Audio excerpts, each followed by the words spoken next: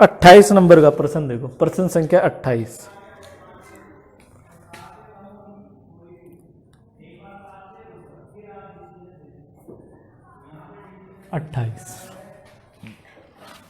28 number का प्रश्न है, वो क्या कह रहा है देखिए।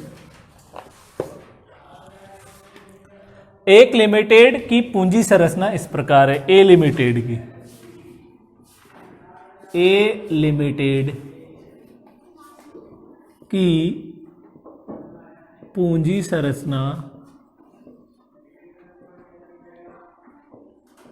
निम्न प्रकार है। कैपिटल स्ट्रक्चर दे रखा है ए लिमिटेड का, ठीक। और कह दिया 20,000 इक्विटी शेयर ऑफ सोइच R S, 20,000 equity share of R S सोइच कितनी है? 20 लाख। ये 10% preference share of R S सोइच कितना? 5 लाख। फिर है 12% डिवेंचर ऑफ आर एस सोइच कितना? 15 लाख। समतांशों का बाजार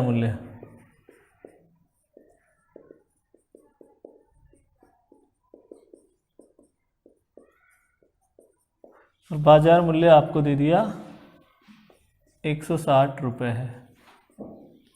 160 रुपये। यह आशा की जाती है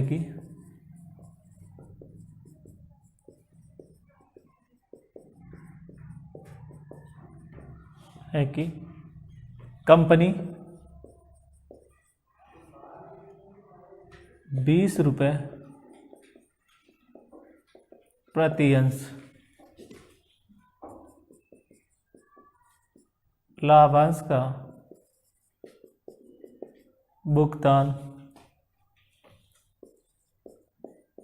करेगी, जिसमें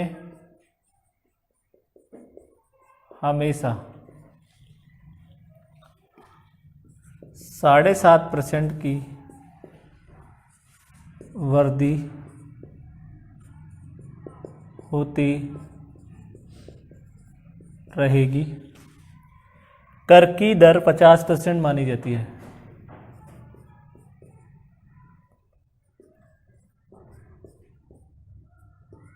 %50 मानी जाती है। आपको गणना करनी है।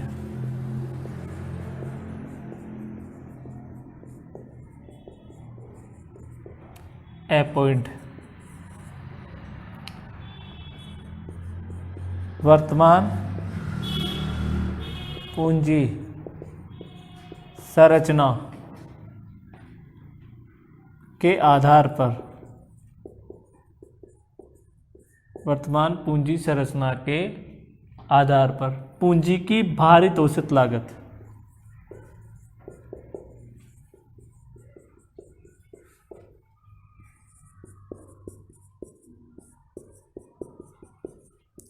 पॉइंट नंबर ब,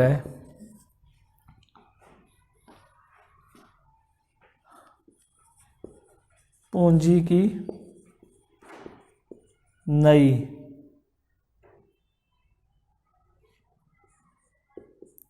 भारित औसत लागत यदि कंपनी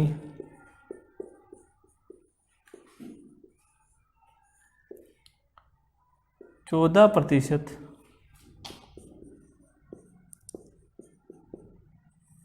ऋण पत्रों के निर्गमन द्वारा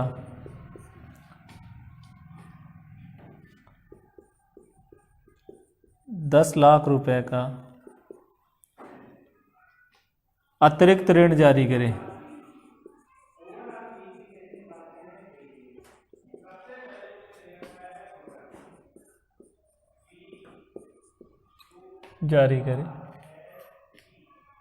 इसके परिणाम स्वरूप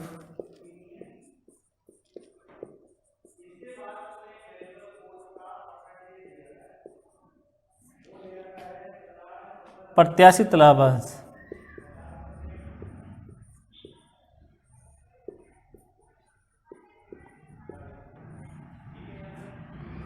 दर ₹25 प्रति अंश हो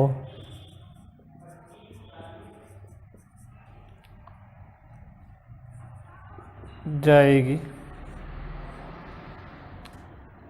तला लाभांश में वृद्धि अपरिवर्तित रहेगी और अंश का बाजार मूल्य गिरकर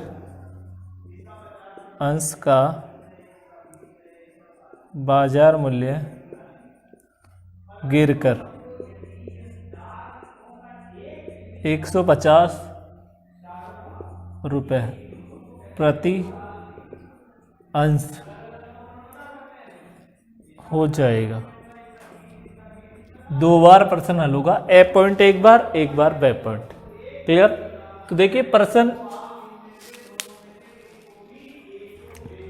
में सबसे पहले देखिए आपको दे रखा है इक्विटी शेयर, तो आप निकाल लीजिए के इक्वल टू, अब आपको इसमें देखिए के समतांशों का बाजार मूल्य कितना है 160 दे दिया, ₹20 प्रति अंश लाभांश दे दिया और 7.5% ग्रोथ रेट दे दी।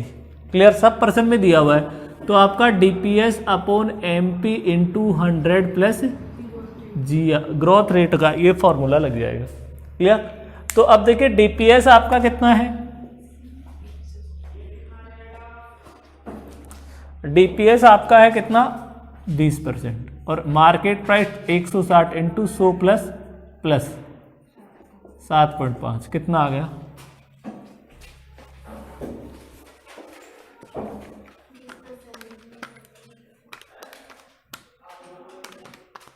12.5 प्लस 7.5 इक्वल टू 20% आ गई के। तो अब यहां पर क्या दे दिया केपी, केपी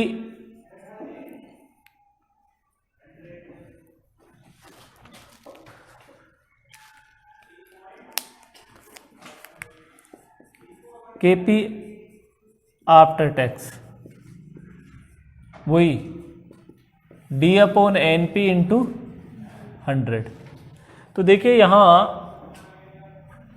कर की दर 50% आपको गणना करनी है। तो देखिए प्रेफरेंस शेयर 100 रुपए का यार 10%, तो 100 का 10% कितना होगा 10 रुपए, तो 10 डिवाइड बाई 100 इंटू, तो ये कितना आ गया 10%। अब आ जाओ आपका क्या आएगा K D before tax equal to R upon N P into 100। R कितना है 100 का 12%, 12 बटा 100 इंटू 100 कितना हो गया 12%। K D after tax equal to K D before tax 1 minus T. तो ये 12% 1 माइनस टैक्स रेट कितना है 0.50, तो ये आ गया कितना 6%। तो देखिए इसमें के ई तो आपका आ जाएगा कितना 20%, के पी कितना आ जाएगा 10% और के डी आपका कितना आ जाएगा 6%। अब इसमें आप weighted average cost of capital की कैलकुलेशन कर सकते हैं। और वो कैसे करेंगे, वही अपने table weighted average cost of capital. तो देखिए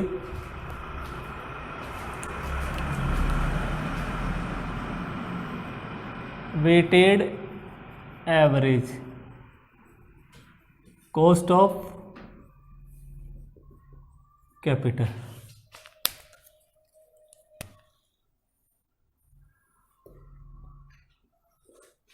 यहां पे वही सोर्सेज ऑफ फंड्स, हाँ, और एक है आपका इस इधर तो आ जाएगा क्या, इक्विटी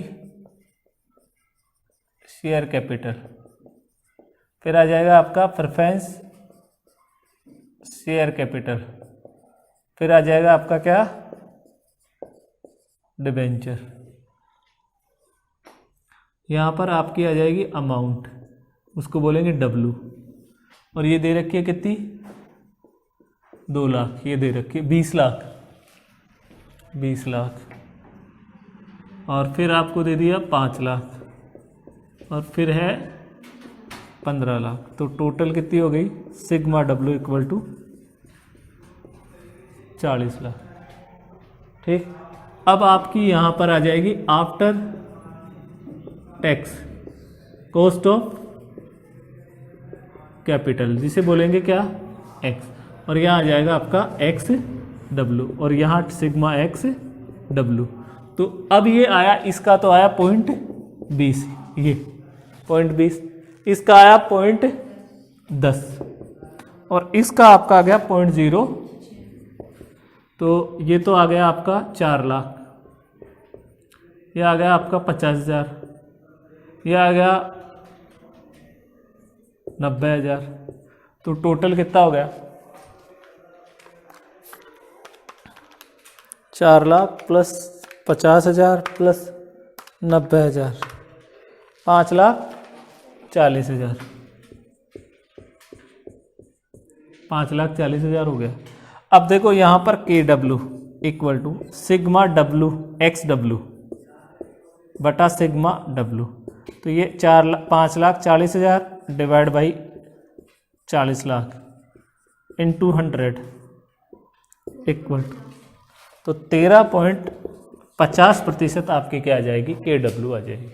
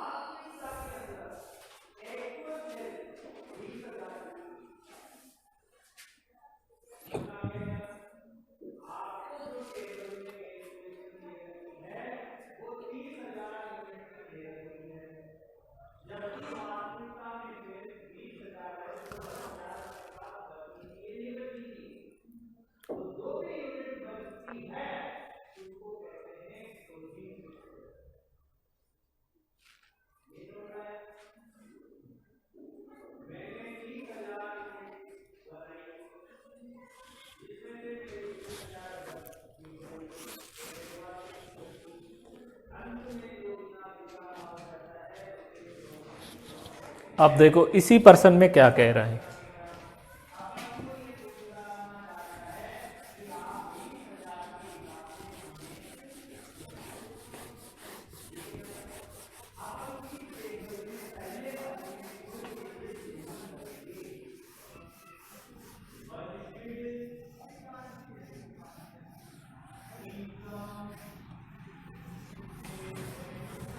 अब वापस देखो इस प्रश्न को एक बार और हल करना पड़ेगा। कैसे? देखिए बी पॉइंट, पूंजी की नई भारित औसत लागत KW आपको क्या करनी है? दोबारा निकालनी है। और कंपनी 14% ऋण पत्रों के निर्गमन द्वारा 10 लाख रुपए के अतिरिक्त ऋण जारी करे। क्लियर? तो इसमें एक तो आपका KD निकालना पड़ेगा, KD before tax equal to R/NP into 100। तो वही 14/100 इंटू 100, तो ये तो कितना आ गया? 14% आ गया। क्लियर? नया। तो अब KD अपने को तो क्या चाहिए? After tax. क्लियर? तो after tax equal to KD before tax 1 minus T। तो देखो 14.50 इक्वल टू ये तो कितनी आ गई? 7% आ गया। आ गया? क्लियर?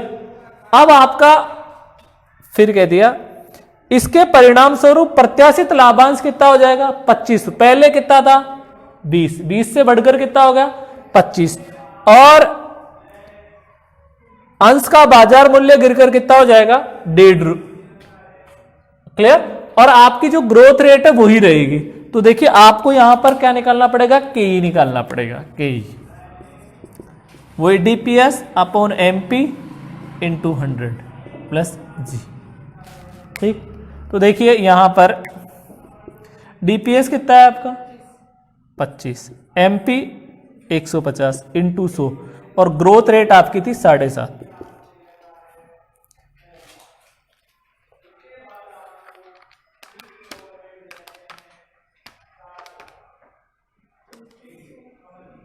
$16.67 है ना, प्लस 7.5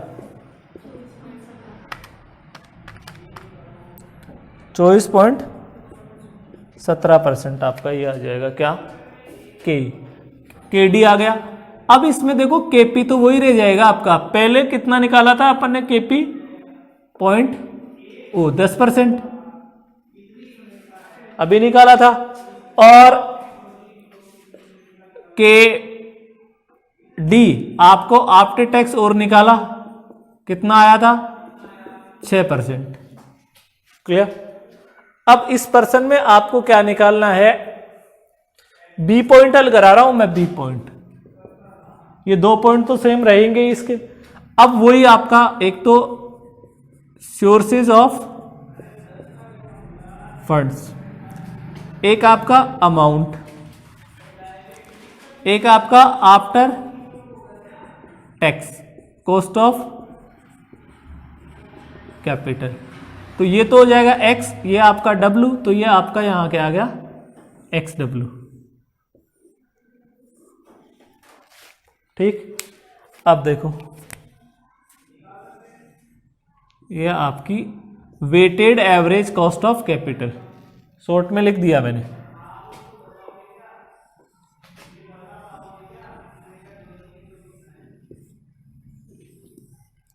ये सिग्मा W, ये सिग्मा XW।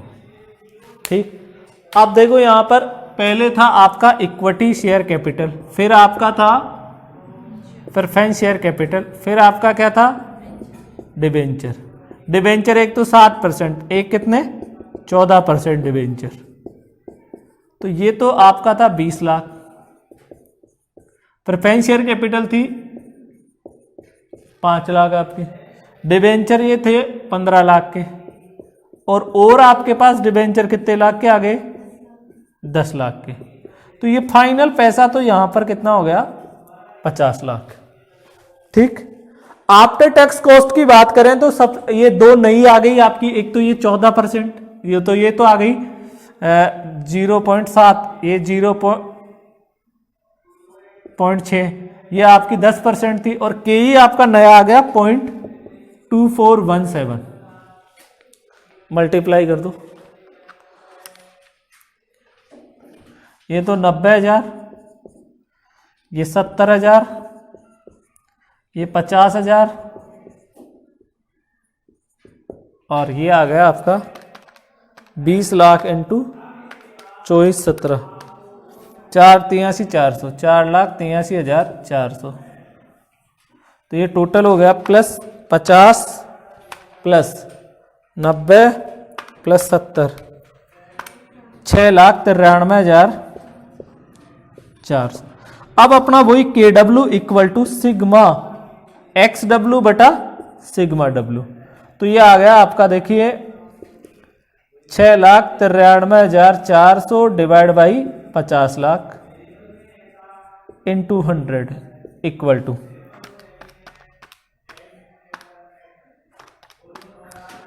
13.68, 13.8% आंसर आपका। तो ये आपके टोटल 28% थे और 28 के 28% मैंने आपको हल करा दिए।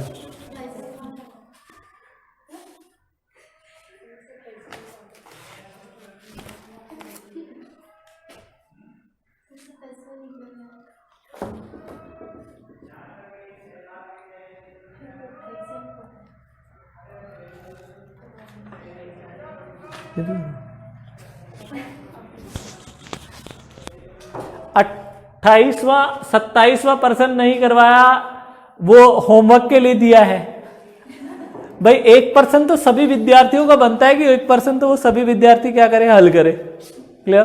थोड़ा बहुत समझा सकता हूं किस प्रकार से क्या हल करना है, बाकी तो सभी विद्यार्थियों को वो % तो क्या करना पड़ेगा, हल करना ही पड़ेगा। देखो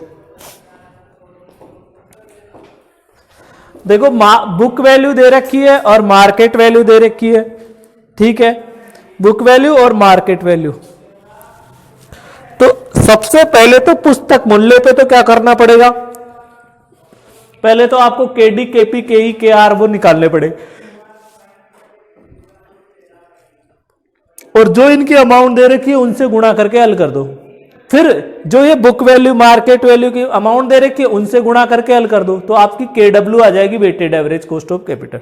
इसमें के ई निकाल लो, केपी निकाल लो और केडी निकाल लो बस, और पर्सन हल हो जाएगा आपका। नीचे एडिशनल इंफॉर्मेशन दे ही रखी है।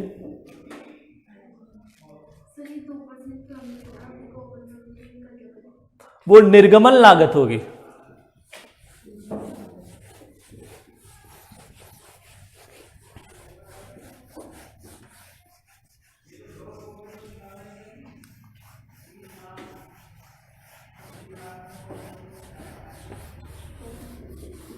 कुछ एग्जाम की दृष्टि से इंपॉर्टेंट पर्सन है, वो बता रहा हूं, आप हल कर लेंगे।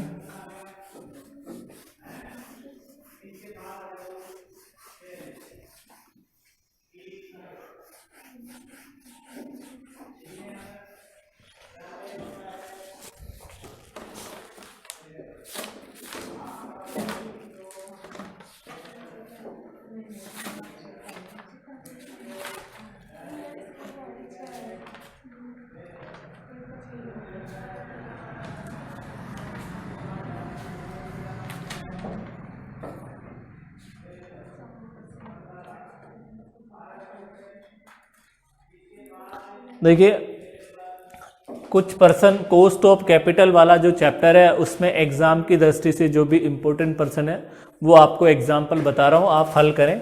क्लियर? देखिए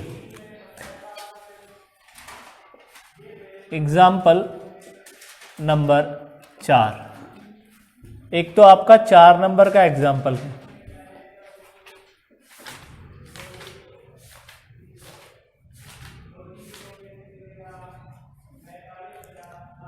आपका 10 नंबर का एग्जाम्पल,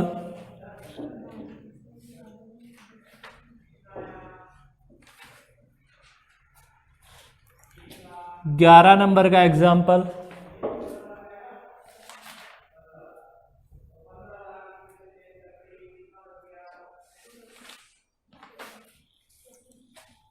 तेरह, 14 और 15,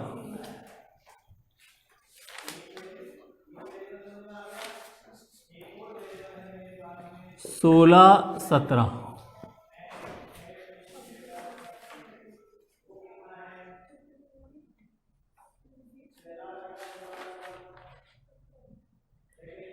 और एक 19।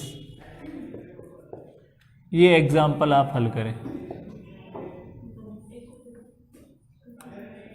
4, 10, 11, 13, 14, 15, 16, 17 और 19 नंबर के एग्जाम्पल आपको हल करने हैं। ठीक है, इनमें ज़्यादातर जो सवाल है वो weighted average cost of capital के हैं। देखिए, इस चैप्टर में जो अपन ने पढ़े वो वापस मैं बता देता हूं आपको क्या क्या अपन ने तैयार किया इस चैप्टर में। के डी तैयार किया, के डी हमने एक तैयार किया, केपी एक हमने तैयार किया, के और एक हमने तैयार किया आपका के आर। इसका मतलब तो होता है कॉस्ट ऑफ डेप्ट, इसका मतलब होता है cost of preference share capital, इसका मतलब cost of equity share capital और इसका मतलब cost of retained earning. Clear? अब ये आफ्टर बिफोर निकलता है और इसे आफ्टर भी निकाला जाता है। ये आफ्टर निकलता है लेकिन इसको बिफोर भी कैलकुलेट, और ये दोनों आफ्टर है। इनकी सहायता से अगर आपने ये चीजें निकाल ली,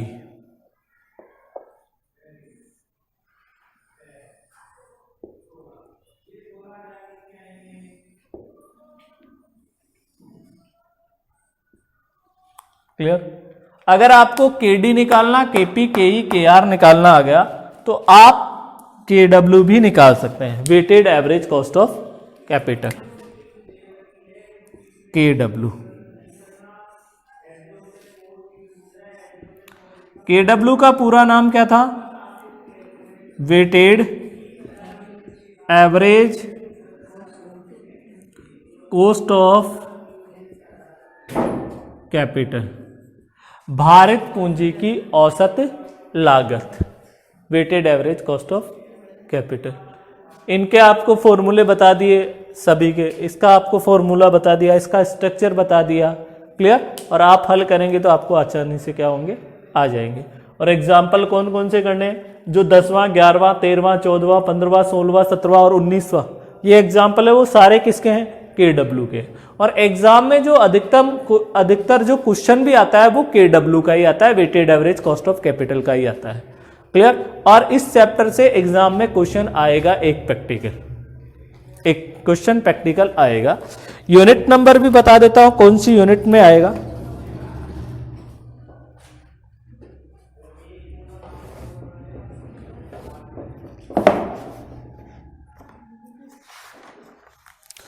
और ये यूनिट नंबर में आएगा आपके 5 यूनिट में, कॉस्ट ऑफ कैपिटल।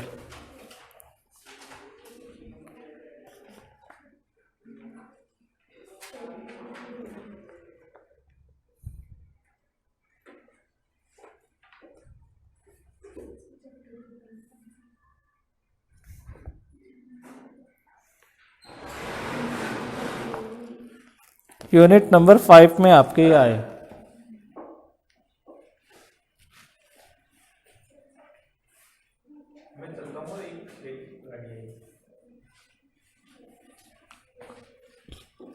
ठीक है, तो ये कौन सी में आएगा? यूनिट नंबर 5 में। 5 यूनिट में एक प्रैक्टिकल आएगा, एक क्वेश्चन थ्योरेटिकल आएगा, और जो प्रैक्टिकल क्वेश्चन आएगा इसी चैप्टर से आएगा, सुनिश्चित है।